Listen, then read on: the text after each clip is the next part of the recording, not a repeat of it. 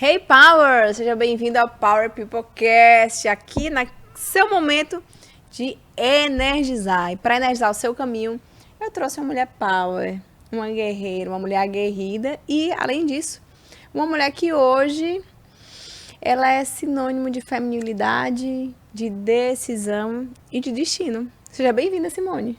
Obrigada, é um prazer enorme estar aqui conversando com você, né? Essa conversa que vai ser super descontraída e leve, onde eu vou falar um pouquinho de mim e da minha vida. Bora começar. Quem é a Simone? O que é que a Simone faz? Bom, a Simone vamos começar pela formação. A Simone é historiadora, com experiência de 10 anos de sala de aula com adolescentes. É uma advogada, hoje especialista em direito da saúde, mas também especialista em direito público e direito municipal, com o propósito de lutar pela causa hoje das pessoas com paralisia cerebral e com autismo, mãe de 2 filhos, um com 21 anos, com TDAH, e uma mocinha de 11 anos com paralisia cerebral e TDAH, esposa do Antônio Carlos, engenheiro, que é uma pessoa que me impulsionou muito e me impulsiona todos os dias para buscar muito mais do que o que eu já consegui. Gente, antes da gente iniciar, a gente estava aqui conversando e tudo. Tu me falava que tá aqui hoje é uma vitória. Bora começar por aí. A gente Vamos lá. partilhar isso que talvez seja um medo de quem tá assistindo a gente aqui agora. Durante muito tempo, mas muito tempo mesmo, eu me auto-sabotei. Eu achava que ninguém tinha interesse em ouvir o que eu tinha para falar. Eu achava que todo mundo sabia mais do que eu. E hoje eu percebo que tem muita gente que aparenta saber muito, na verdade, é mais a aparência do que o ser, na verdade, né? Durante muito tempo, eu achava que eu não era merecedora de algumas coisas e por isso eu não ia atrás, né? 2 coisas foram viradas de chave para mim. Primeiro, a maternidade. Ter 2 filhos atípicos fez com que eu entrasse em contato com um mundo que eu não conhecia. O mundo de visitação de clínicas, né? O mundo de peregrinação em médicos e de conhecer o que de fato é a paralisia cerebral, o TDAH. Eu posso dizer hoje, é óbvio que ninguém sabe de tudo e nem eu quero saber de tudo, porque eu acho que quando você acha que sabe de tudo, você estaciona, você paralisa.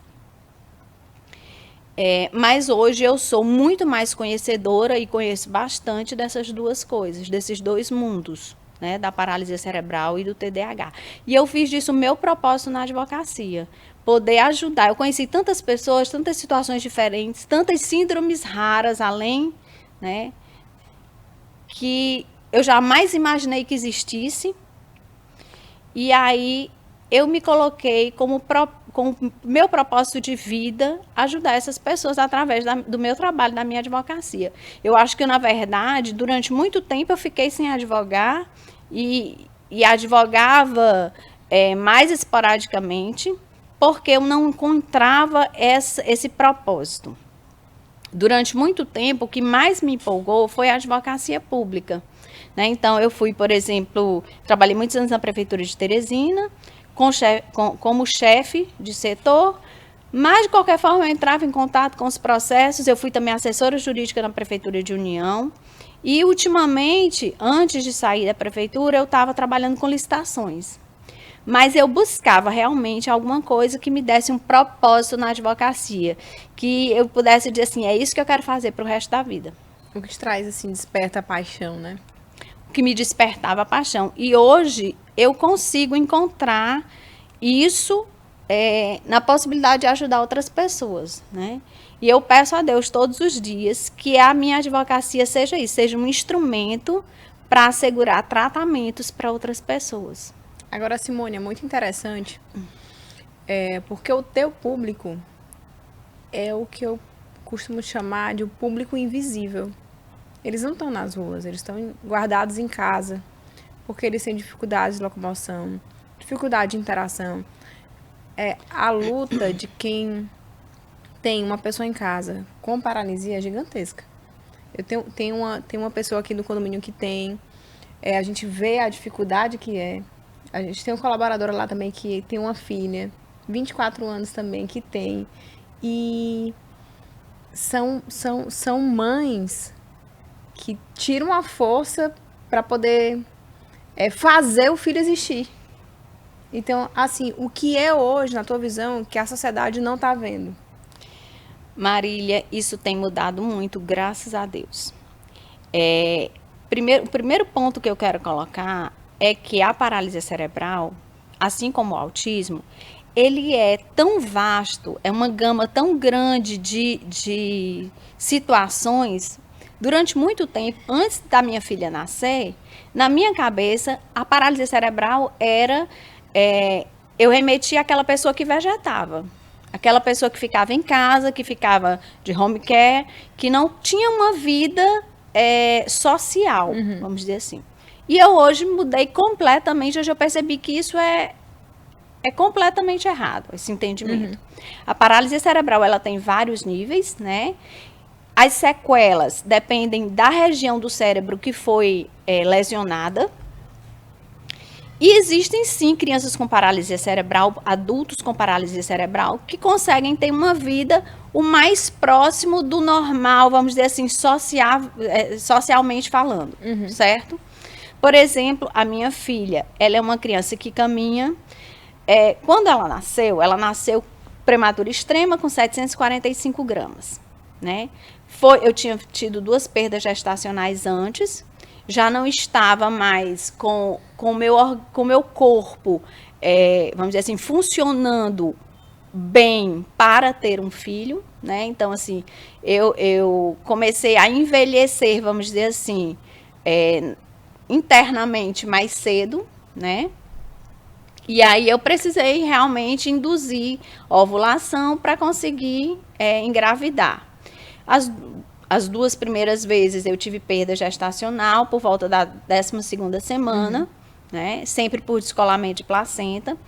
Na gravidez da Letícia, eu tive uma gestação tranquila até o 5º mês. Quando eu comecei a inchar muito, eu não tive eclâmpsia, mas eu fiquei muito inchada, eu tinha um acúmulo muito grande de líquido. E um dia eu fui fazer uma ultrassonografia de rotina e a médica viu que tinha um hematoma, que era já um início de descolamento de placenta. Me encaminhou para fazer com um especialista, né? Ela foi muito cautelosa, a minha obstetra, a doutora Rita Eulálio, a quem eu agradeço muito. Me encaminhou para fazer ultrassom novamente com um especialista, que foi o doutor Jailson, e ele verificou no momento do exame que, além de haver realmente o hematoma que ela tinha identificado, o fluxo de alimento não estava normal. Então, ele pediu que eu fosse internada imediatamente, porque era uma gravidez ainda muito prematura, e que ia ter uma dificuldade muito grande para que ela tivesse continuidade se eu fosse para casa. Eu internei ao meio-dia, e às 6 horas da noite, era para segurar mais dias, às 6 horas da noite, houve descolamento de placenta, eu tive um sangramento e precisei ir de urgência para o centro cirúrgico. Minha filha nasceu e foi para a UTI, para a incubadora, lá ela passou 2 meses e 11 dias. No decorrer desses 2 meses e 11 dias, o médico percebeu que havia uma lesão no cérebro, né, através da ultrassom, e nesse momento aí é que eu quero te dizer que eu comecei a conhecer esse mundo, eu entrei nesse mundo. O médico dizia assim, identificamos um hematoma. Para mim, hematoma é como quando você bate numa quina, fica roxo, mas vai sumir. E como todo dia ele fazia a ultrassom para ver a evolução, eu achava que ele estava esperando sumir. Até que um dia eu disse, sim, doutor, e aí, sumiu? Como é que tá? Ele disse, não vai sumir. Esse hematoma, ele vai calcificar, é uma lesão cerebral e vai ficar para a vida inteira na sua filha. E eu perguntei, quais são as sequelas disso? Ele disse, as sequelas você só vai saber quando ela crescer. Ela pode não enxergar, pode não ouvir, pode não andar, pode não falar. E aquilo fez com que meu chão se abrisse. Não é fácil. Não é fácil, você faz todo um planejamento para engravidar, era uma filha muito desejada, né? Inclusive o irmão, o meu filho mais velho, me cobrava muito, mamãe quer um irmãozinho ou uma irmãzinha, já eram 2 anos de diferença, mas ele insistia muito nisso, então foi uma gestação muito desejada, e esse chão se abriu naquele momento. E tivemos que esperar, ter a paciência. Sabe o primeiro ensinamento que eu tive? Eu tive que aprender a esperar. Eu tive que esperar no tempo de Deus. Eu tive que esperar no tempo de Deus. E curiosamente, quando eu entrava na maternidade todos os dias, eu não sei se ainda está assim agora, depois que foi vendida, mas na época que eu tive a Letícia, na maternidade de Santa Fé, logo na entrada tinha uma Bíblia aberta, né? E uma imagem de Nossa Senhora, de quem eu sou muito devota. E aí, tanto que na hora do parto, da agonia, que eu tinha decidido com meu esposo que o nome seria Letícia. Desde quando a gente namorava, eu disse, vai ser Letícia Maria. Porque eu preciso consagrar Nossa Senhora nesse momento, não tem outro jeito para mim. E assim se fez. E eu passei o meu parto inteiro, inclusive, cantando a música de Maria de Nazaré.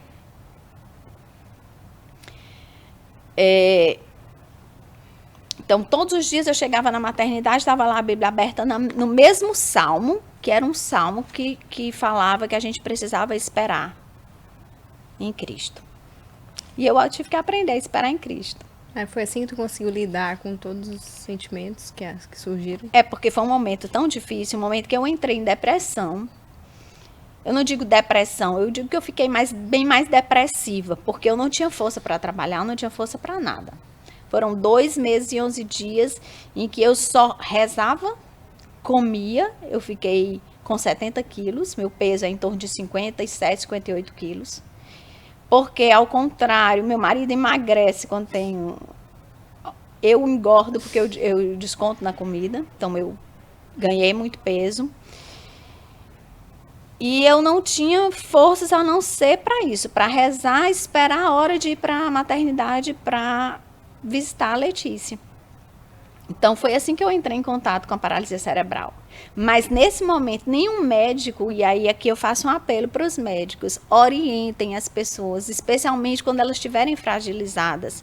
Porque em nenhum momento o médico disse para mim, ou eu no meu momento difícil não consegui compreender que o que ela tinha era uma paralisia cerebral.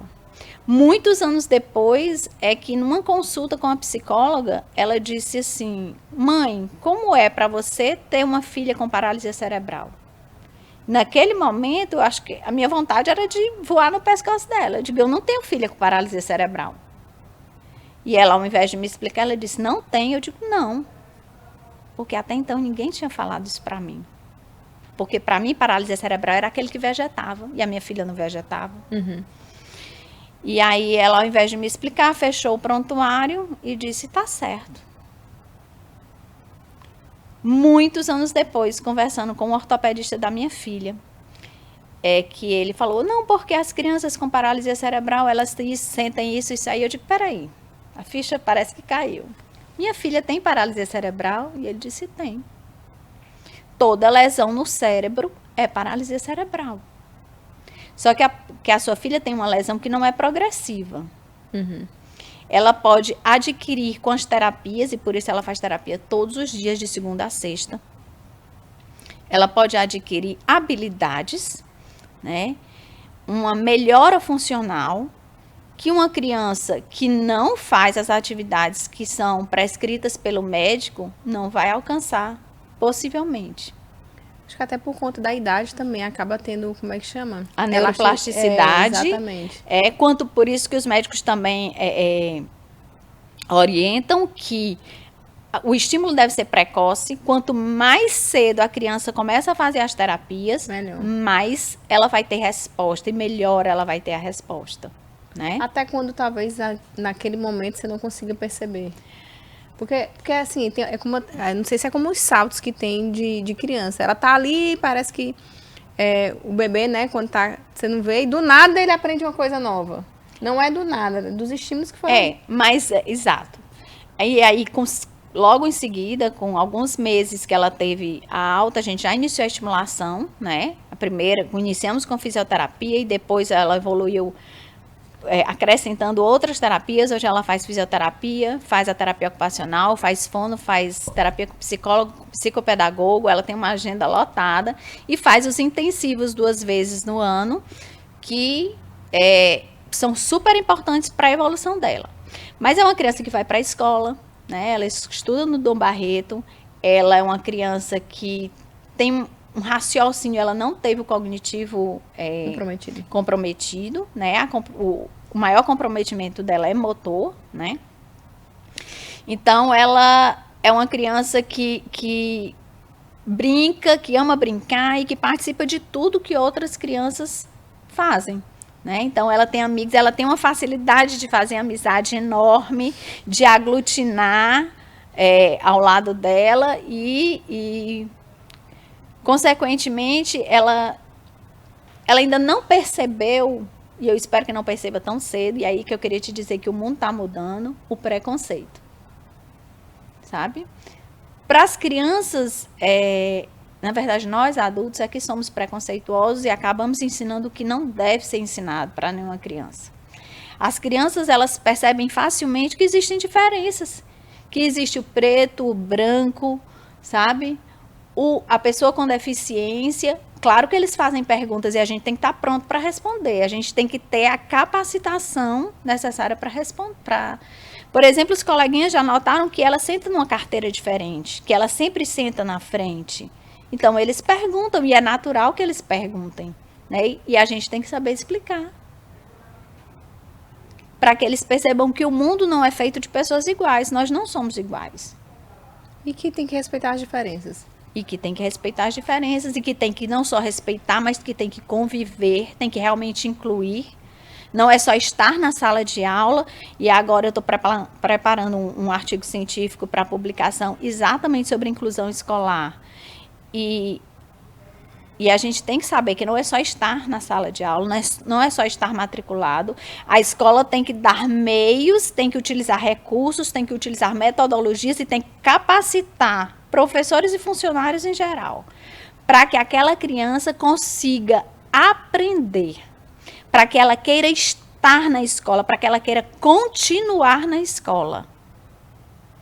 E para que ela consiga, sim, ao final do ano, ter um ganho de aprendizagem como qualquer outra criança. De aprendizagem, de amizade também ali naquele meio. Que ela consiga socializar e que ela consiga usufruir dos espaços na escola. A escola, ela tem que ter acessibilidade em todos os espaços. Ela tem que conseguir estar na brinquedoteca.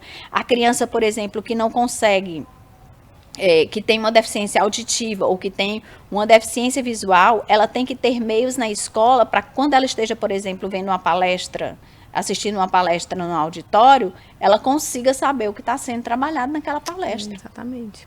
E Simone, dentro da tua vivência pessoal, foi buscar conhecimento em outros lugares para poder entrar na área do direito que tu disse que atua hoje. Sim. Onde é que você foi? Qual foi a fonte que você foi atrás? Pois é. Até então, a minha maior experiência era no direito público. Né? Eu sempre gostei muito e eu já entendia o trabalhar no serviço público como servir. Para mim é isso, é servir. Não é fazer política, é servir. E é servir aquela pessoa que chega, que está pedindo um asfalto, que está pedindo uma limpeza na rua. É uma obrigação da gente servir. É óbvio que o poder público vai ter as suas limitações, mas ele tem a obrigação de servir bem, né? Então, eu sempre, quando eu estava no serviço público, eu primava por isso. Ultimamente, como eu te falei, eu estava na licitação, né? Estava trabalhando com licitação e estava estudando muito licitação. Então, nesse percurso, como eu achava que seria uma coisa que eu ia fazer muito tempo, eu procurei fazer especialização, eu me especializei em direito público, em direito municipal, mas eu não era concursada e chegou um momento em que eu tive que sair da prefeitura, né?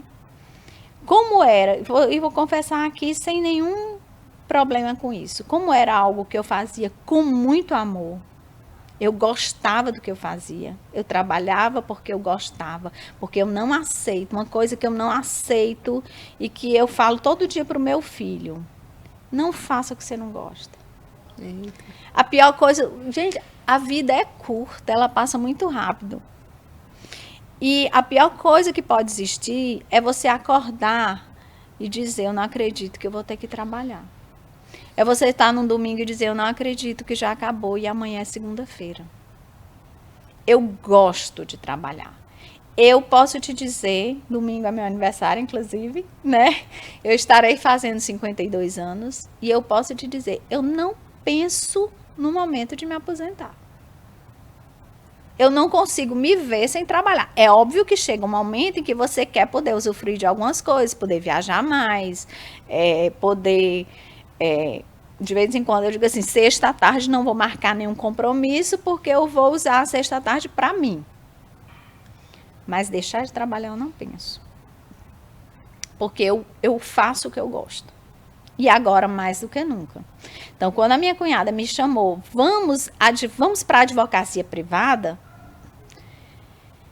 eu, assim, não me veio de imediato aquela situação de recusar, mas ao mesmo tempo eu disse, e aí fazer o quê? E ela foi logo dizendo assim, eu gosto muito de previdenciário e faz muito tempo que eu faço muitos cursos de previdenciário, estou trabalhando muito com planejamento, vamos, e aí eu disse, olha, eu gosto de direito da saúde.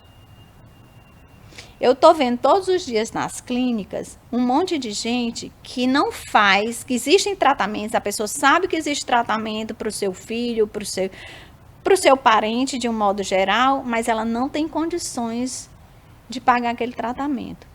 E ela paga um plano de saúde caro. E o plano de saúde nega o tratamento. E ela percebe nas outras crianças na clínica que fazem aquele tratamento, o quanto tem avanço e o quanto o filho dela podia estar avançando mais nisso. E eu queria muito poder ajudar essas pessoas. Medicações que as pessoas não têm acesso facilmente e elas sabem que aquela medicação podia salvar alguém que ela ama, que é da família dela. E eu vou te contar aqui um segredo. O melhor cliente é aquele hipossuficiente. Eu ainda tenho um problema bem grave. Eu me envolvo muito com a dor do meu cliente. Como eu também tenho uma filha com paralisia cerebral, eu sei o que é que ela está sentindo e conecta. E aí, quando eu pego alguém que tem uma condição financeira que dificulta muito o acesso a esses tratamentos, eu tenho mais vontade de ajudar. E é o melhor cliente. É o que te paga melhor. Porque ele não deixa atrasar o boleto. Porque ele sabe que aquela é a única forma do filho dele conseguir aquele tratamento. E a gente tem que perceber o seguinte, hoje como eu falei que algumas coisas da paralisia cerebral, eu não sou médica, eu não sou terapeuta, eu sou uma pessoa que tem a vivência por conta da minha filha, dos meus clientes, e aí eu também converso muito com os médicos, os terapeutas, eu já sei mais ou menos quem cuida do quê, né? E eu estudo muito, e eu leio muito sobre isso. Então, isso conecta com o cliente. O cliente percebe, quando ele vai conversar com você, ele percebe se você entende do que ele está falando. E é claro que muitas vezes chegam a mim algumas síndromes, algumas condições que eu nunca tinha ouvido falar. E assim é com o juiz. Muitas vezes, na sua petição, você tem que explicar o que é aquela síndrome, o que é aquela... Porque são doenças raras. No mês passado, eu fui na Assembleia Legislativa, numa audiência pública sobre ampliação da triagem neonatal, representando a minha amiga Aldenora, que é presidente da Associação Brasileira de Epilepsia aqui no Piauí, que é a representante do Piauí. Ela estava numa viagem e a trabalho e eu fui representando ela. Minha filha tem epilepsia. Minha filha convulsiona. Só que a convulsão dela hoje está controlada. Uhum. Mas eu conheci crianças já que têm 80 convulsões por dia. Nossa. E aí vem outra situação também em relação à paralisia cerebral, um outro esclarecimento para as pessoas com quem a gente está conversando. É que quando a gente fala de convulsão, as pessoas imaginam aquela pessoa de epilepsia, a pessoa que cai no chão, que perde o sentido, que se debate, né? Eu que já parei uma vez no meio da rua com uma senhora não que é teve uma assim. crise. Pois é, não é assim. Vamos dizer que essa daí seja o tipo de epilepsia, de Mais convulsão, não digo mais comum, mais fácil de identificar, Uhum. né? Mas existem pessoas que estão convulsionando, ela só treme o olho.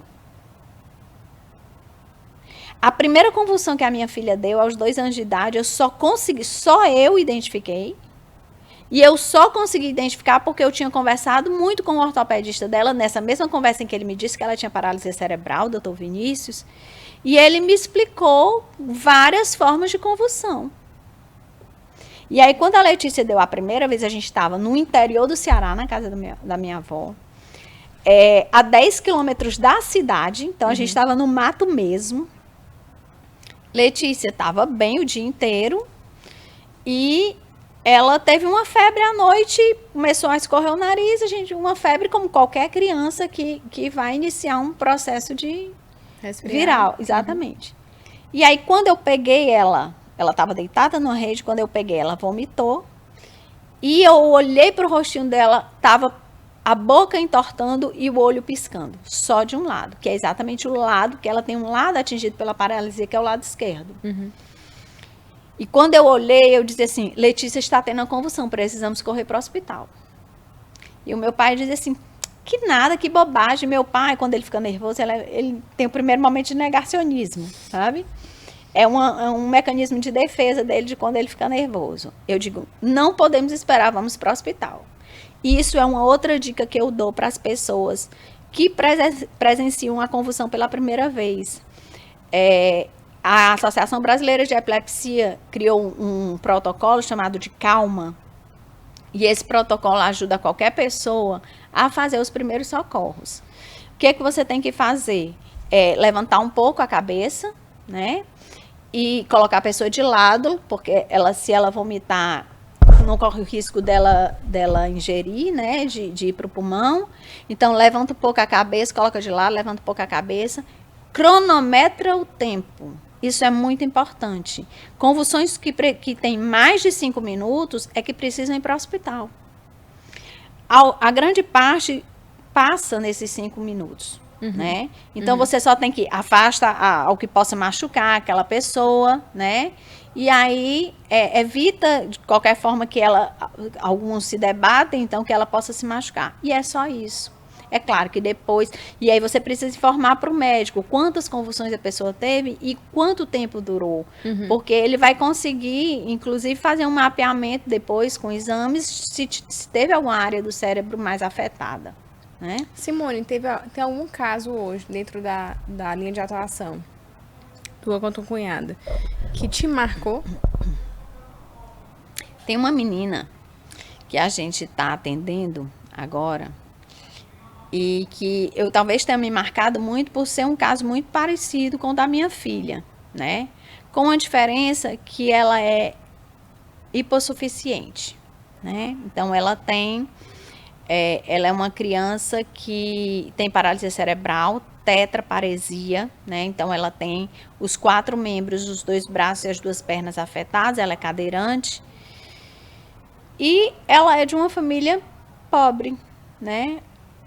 E aí ela teve uma prescrição de intensivo de terapia, um intensivo chamado de TheraSuite.